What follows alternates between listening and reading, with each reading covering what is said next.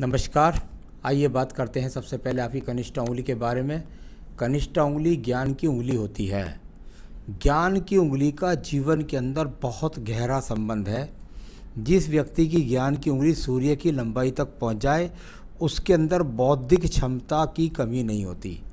बौद्धिक क्षमता से मेरा मतलब यह है कि उसकी निर्णायक क्षमता बहुत अच्छी होती है। वो दूरदर्शिता के हिसाब से भाप जाता है कि मैं जिस काम को करने जा रहा हूँ उस काम में मुझे नुकसान मिलने वाला है, लाभ मिलने वाला है। तो बौद्धिक क्षमता यदि अच्छी होगी तो जीवन में नौकरी भी अच्छी होगी, व्यापार भी अच्छा होगा। कुल मिलाकर इसके अंदर सारे गुणों को लेकर के ये उंगली विराजमान है। अब बात करता हूँ यहाँ पर आपकी सीधा सीधा सूर्य की उंगली के लिए। सूर्य की उंगली यश के लिए, मान सम्मान के लिए, माता पिता की सेवा के लिए जानी जाती है।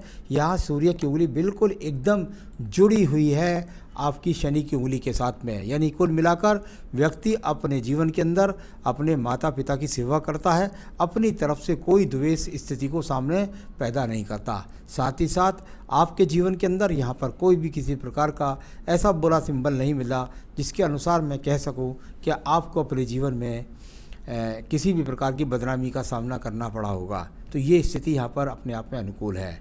अब बात करते हैं इसके बाद में आपकी सीधा सीधा शनि की उंगली के बारे में। शनि की उंगली जानी जाती है व्यक्ति के अंदर धन की स्थिति के लिए, साथ ही साथ जानी जाती है स्वास्थ्य की स्थिति के लिए। वर्तमान के हिसाब से कहीं भी कोई बड़े धन नुकसान के योग नहीं दिखाई पड़ रहे और साथ ही साथ किसी भी प्रकार से यहाँ पर मुझे कोई बड़े रोग की भी स्थिति नज़र नहीं आ रही है। आइए बात करता हूँ बृहस्पति की उंगली के बारे में। बृहस्पति की उंगली संतान सुख के लिए, पत्नी सुख के लिए यहाँ पर सारी स्थितियाँ अनुकूल हैं। पत्नी सुख आपके साथ ही साथ संतान सुख, सभी स्थितियाँ यहाँ पर पूरी तरीके से मौजूद रूप से विराजमान हैं।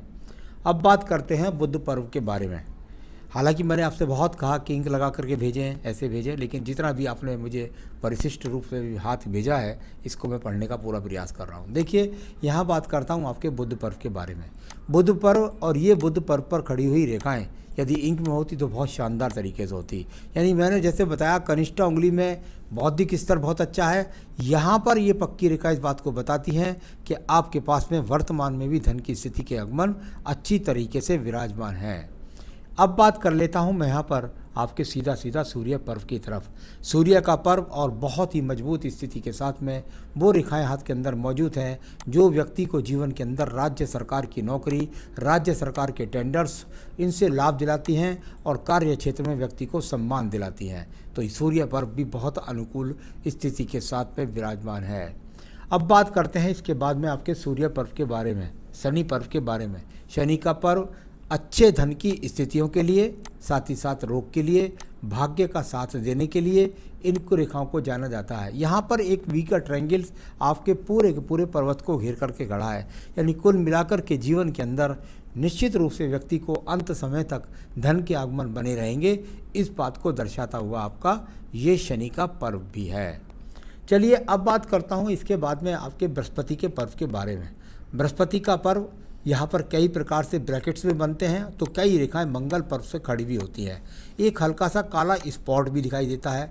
यानी यहाँ कुल मिलाकर जब बृहस्पति पर ब्रैकेट्स बने तो व्यक्ति अपने जीवन के अंदर पैतृक संपत्ति मिलती है, स्वयं से भी अपना मकान का निर्माण करता है। कई बार देखा है कि पुराने मकान का बार बार निर्माण करता है। साथ ही साथ हल्का सा स्पॉट हो तो पैतृक संपत्ति में मिलने में कुछ समस्याओं का सामना होता है, लेकिन मिलती अवश्य है। आइए बात करता हूँ इसके बाद आपकी हृदय रेखा की। हृदय रेखा और कुछ जाकर चल के हल्की सी डबलिंग होती हुई नज़र आती है। यानी हल्की सी डबलिंग का मतलब क्या होता है, मन के अंदर कोई भी चीज़ें आती है और लेकिन आने के बाद आप उसको मतलब मन के अंदर काबू कर लेते हैं। जैसे क्रोध पर काबू पाना या मन के अंदर चलने वाली समस्याओं पर काबू पाना, इस तरह की हृदय रेखा यहाँ पर अच्छी रूप में मानी जाती है जो कवरिंग रेखा को देती है। एक रेखा निकल कर के इसमें से सीधा सीधा बृहस्पति पर्व को जाए तो व्यक्ति ऐसा नहीं है कि सिर्फ और सिर्फ अपनी सोचता है, अपने परिवार की भी सोचता है। कई बार तो ऐसे व्यक्ति जो परिवार के अन्य रिश्तेदार होते हैं उनके लिए भी बहुत बड़ा कुछ कर जाते हैं। तो ये स्थिति यहाँ पर अच्छी कहलाती है। साथ ही साथ बृहस्पति से संबंध हो तो व्यक्ति नौकरी के स्तर में अच्छा स्थान प्राप्त करता है, इस बात को दर्शाती है। आइए बात करता हूँ मैं इसके बाद में सीधा आपके पास वो रेखाएं जिनको बोलते हैं कर्म रेखाएं। कर्म रेखाएं यदि आपके पास हैं तो निश्चित रूप से आपको कर्म के द्वारा धन की प्रबलता मिलेगी। एक रेखा निकल करके शनि पर्व को जा रही है, मेहनत से धन कमाते हैं, साथ ही साथ बौद्धिक रेखा के साथ संबंध बनाती है, मेहनत के साथ दिमाग की योजनाओं से लाभ कमाते हैं। इस तरीके से इन रेखाओं का फल जाना जाता है। कुछ दूषित पर्व भी हैं, यानी कि थोड़ा सा पैतृक संपत्ति में यहाँ विवाद के साथ मिलती है। अब बात करता हूँ इसके बाद में मैं सीधा बुद्धि रेखा के बारे में। बहुत ही बैलेंसिंग बुद्धि रेखा, यदि देखें तो वह शुरू में मछली सी बनाकर चली और इसके बाद बहुत बैलेंसी रेखा, यानी आज से नहीं, बचपन से जब से भी पैदा हुए आप अच्छे बौद्धिक स्तर के कहलाते हैं आपके मित्रों के रूप के अंदर, और साथ ही साथ यहाँ कुल मिलाकर के ये अच्छी स्थिति को दर्शाने वाली ये आपकी यहाँ पर ये वाली रेखा है। अब बात करता हूँ मैं यहाँ पर मंगल के द्वितीय पर्व की, जिसको झगड़े के लिए, झंझट के लिए, मुकदमों के लिए जाना जाता है। ऐसी यहाँ पर कोई खराब स्थिति नज़र नहीं आती। एक छोटी सी रेखा जब निकल कर मंगल पर्व से सूर्य को जाए तो यदि ऐसी स्थिति आए तो व्यक्ति मुकदमों से व्यक्ति में विजय भी प्राप्त कर लेता है। आपके शुक्र पर्व के प्रथम अंगूठे पर एक ब्लैक चिन्ह है। जब इस प्रकार का ब्लैक चिन्ह हो, यहाँ पर दूसरे हाथ में देख लीजिएगा, अंगूठा में ये काला चिन्ह आ जाए तो ये तर्क शक्ति के लिए जाना जाता है। और तर्क शक्ति कैसी? व्यक्ति तर्क भी करे, चाहे झूठ हो चाहे सच हो, अपनी बात पर मनवाने के लिए मनमानी कर जाता है।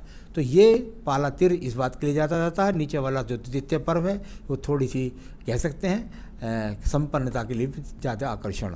अब बात करता हूँ इसके बाद में आपके चंद्र पर्वत के बारे में। चंद्र पर्वत व्यक्ति के मन की स्थिति को दर्शाता है, साथ ही साथ माता की स्थिति को दर्शाता है, साथ ही साथ रोगों के लिए जाना जाता है। यहाँ पर चाहे चंद्र पर्वत को देखता हूँ तो चंद्र पर्वत अपने आप में ठीक ठाक है, और उससे एक रेखा निकल करके आपकी यहाँ आयु रेखा के साथ भी संबंध बना रही है केतु स्थान से जाके, यानी व्यक्ति के जीवन के अंदर विदेश यात्राएँ भी अगर वो चाहे तो कर सकता है। आइए बात करता हूँ एक बहुत मजबूत रेखा के बारे में।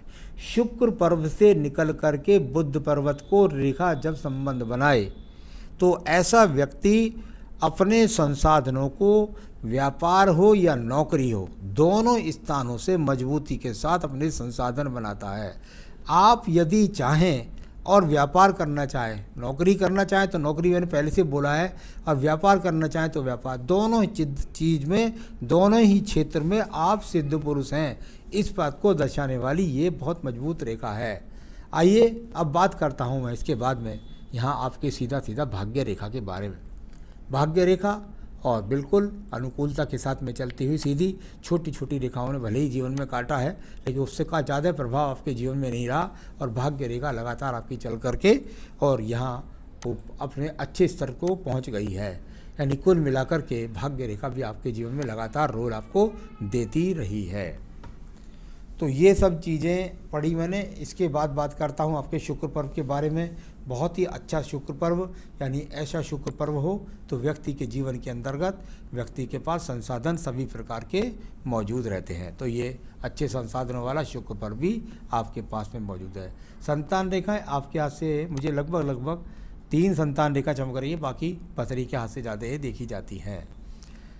चलिए आपके सवालों पर पहुंचते हैं। ये तो हाथ का प्रारूप पड़ा, उससे पहले मैं आपकी आयु रेखा को बोल देता हूं। यहाँ पर जब मैं आपकी आयु रेखा को बोलता हूं तो बहुत ही मजबूती के साथ में आयु रेखा चलती हुई ये हो गई आपकी यहाँ से जाके, और यहाँ इसका संबंध इधर, और शुक्र पर्व की रेखा ये, ठीक है। तो कुल मिलाकर बहुत अच्छी आयु रेखा, यानी 78 से 80 वर्ष की आयु रेखा भी आपके पास मौजूद है। आइए बताते हैं आपके सवाल। भविष्य में बिजनेस करूं या नहीं करूं और किसका करूं? देखिए, मैंने जो आपका हाथ देखा है इसके हिसाब से ये बहुत ही सुंदर हाथ में, बिल्कुल मैं बता रहा हूं, लगातार एक गणितज्ञ का हाथ मेरे सामने रहा है।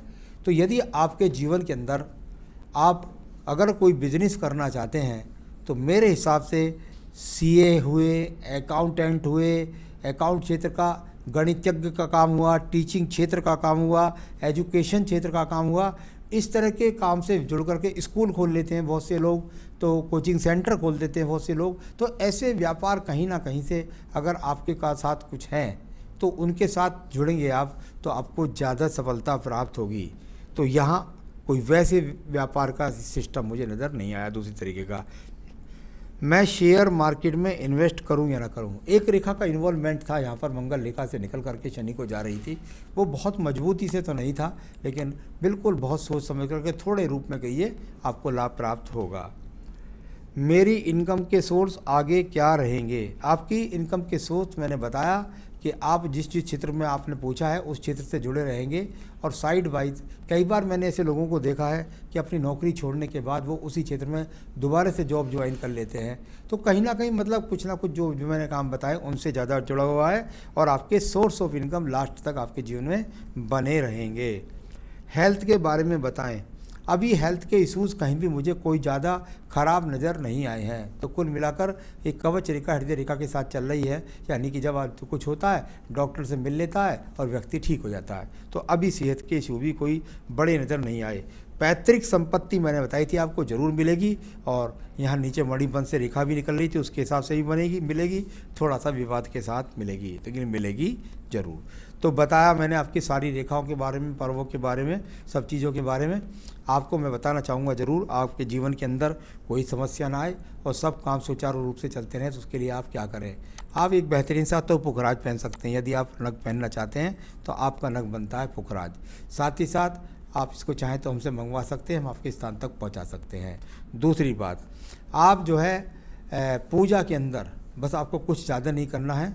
आपको बस रोज़ाना अपनी पूजा के अंदर रुद्राष्टकम का पाठ करना है। रुद्राष्टकम और हनुमान अष्टक, हनुमान अष्टक और रुद्राष्टकम, ये 2 पाठ करिएगा। आप जीवन में सुखी रहें, यही मेरी शुभकामनाएं। नमस्कार।